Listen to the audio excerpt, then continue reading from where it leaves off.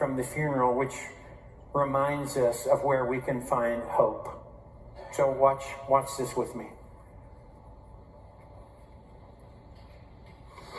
I close my eyes and ask the Lord to allow me to absorb the moments we spent together into my memory. But perhaps the greatest thing I took from Amzie were the lessons that she taught me along the way. The lessons that she taught all of us, really. She taught me the value in authenticity as she leveraged her scars and her pain to see the name of Christ proclaimed. She taught me that those things we worry about, like money and the future, they fall flat in the face of eternity.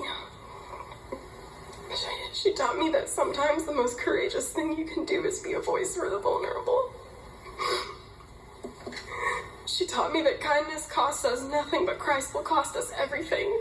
We get one shot at this thing down here, and to live it for ourselves is to waste it entirely. But more secure than her confidence in herself was her confidence in Christ and her certainty in where she was headed at the end of her earthly days. There was one night this past summer we were driving to my house, and Amzie told me she was feeling a little bit scared, and she asked if I was too. I told her I wasn't, but I lied a little. The truth is, on that night in particular, I felt my heart crumbling under the pressure to always wear a brave face, and I was held captive by the anxiousness that our friendship was experiencing some of its last.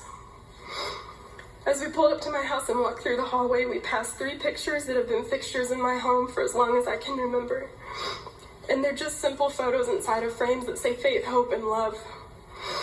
And as she made her way down the hallway, her shoulder brushed up against one of the frames, knocking it from the wall and shattering it to pieces on the floor. She apologized profusely as we bent over to pick up the glass. And she turned it over and said, "I broke hope."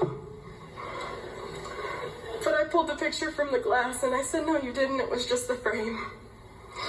And I have no doubt today that the Lord used that moment to speak something over my life and to calm my anxious heart and teach it something it will never forget. Frames are fragile, and our frames are fragile. But when hope is inside of us, everything else around us can break, but not our hope.